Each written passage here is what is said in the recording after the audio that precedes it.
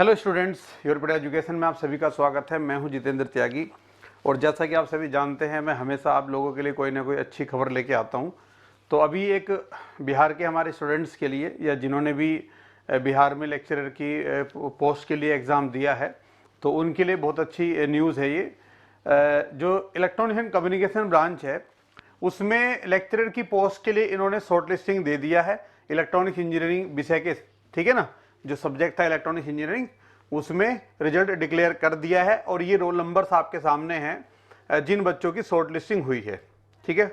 अब इन बच्चों के जो इंटरव्यूज़ हैं, ठीक है, वो होने वाले हैं और इंटरव्यू ही फाइनल डिसाइड करेगा इनका कि भाई किसको ये जॉब मिलेगी किसको नहीं मिलेगी।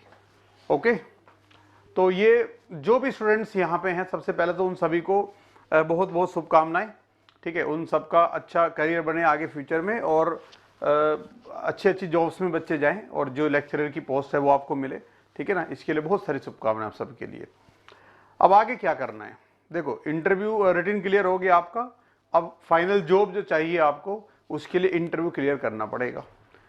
अब एक अच्छी बात क्या है इन बच्चों के साथ में कि इसमें बहुत सारे ऐसे स्टूडेंट्स भी होंगे जो ऑलरेडी असिस्टेंट प्रोफेसर का भी जिन्होंने एग्जाम क्वालिफाई किया होगा और उसका इंटरव्यू भी दिया होगा, ठीक है ना।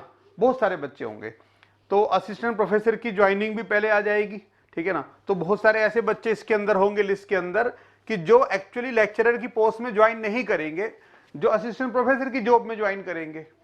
तो उससे क्या होगा कि कंपटीशन, ये जो कंपटीशन है आपका थोड़ा हल्का होने की संभावना है और अपॉर्चुनिटी बहुत नजदीक है आपके, मतलब, ठीक है ना। आप लोगों के सिलेक्शन के चांस ज्यादा रहेंगे, राइट, क्योंकि जितनी वैकेंसी है वो तो उनको फिल करनी है और इन्हीं में से उनको पिक करना है बच्चों को। तो इंटरव्यू के लिए अगर मान लिया किसी को ऑलरेडी असिस्टेंट प्रोफेसर हो चुका है, सिलेक्शन हो चुका है किसी का मान लिया, ठीक है ना, तो वो तो वहां पे जाएगा नहीं ना इंटरव्यू के लिए।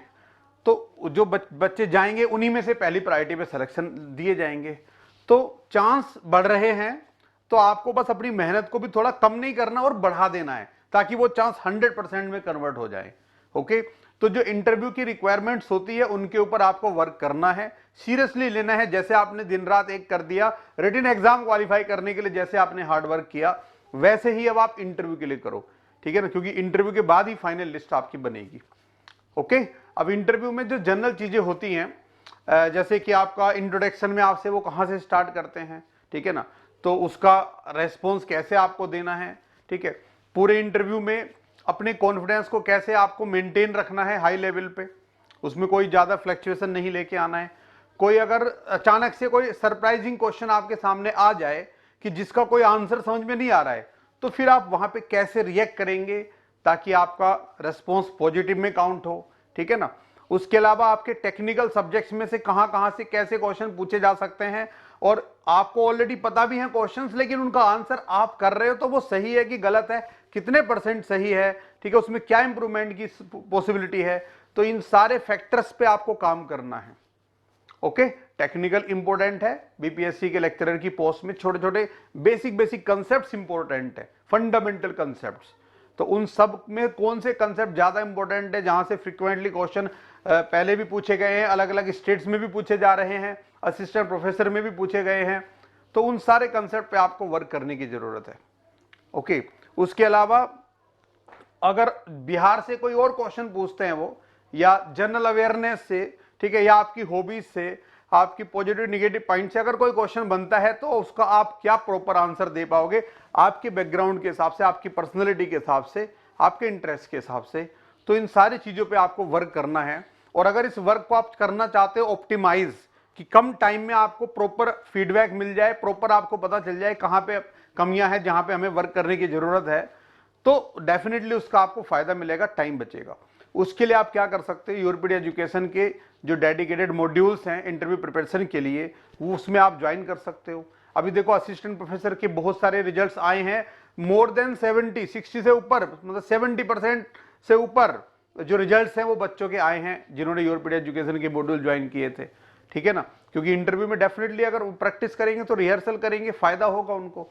तो असिस्टेंट प्रोफेसर में भी पूरी पॉसिबिलिटी है, ठीक है, कि आपको अच्छे तरीके से प्रॉपर फीडबैक मिले। पिछले जो भी इंटरव्यूज हुए हैं रिसेंटली अलग अलग स्टेट्स में भी, उन सब का एक्सपीरियंस आपको मिले, ठीक है ना, और मेंटर्स वही क्वेश्चंस पूछे जो रेलिवेंट हो, मतलब जहां से जिन कंसेप्ट से क्वेश्चन आने के ज़्यादा चांस हो, आपको प्रॉपर फीडबैक मिले, तो ये सब चीज़ें आपको मिलेंगी योरपीडिया एजुकेशन में, क्योंकि वो इंडिया में एक यूनिक मॉड्यूल पे काम करता है जो इंटरव्यू प्रिपरेशन मॉड्यूल है। अलग अलग स्टेट्स के असिस्टेंट प्रोफेसर के एग्जाम के लिए, लेक्चरर के एग्जाम के लिए और बाकी दूसरी जॉब्स के लिए।